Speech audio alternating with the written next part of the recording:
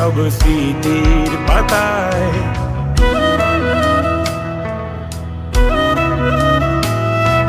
শৈশবের ইচ্ছেগুলো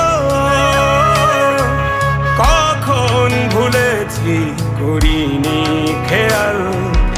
আমার ছোট্টবেলার সামনে তুলেছে কে অদ্ভুত দেয়াল। তবে কি এভাবেই কাটবে জীবন?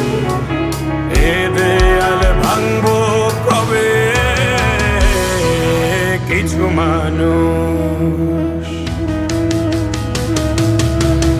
মানুষ মরে যায়।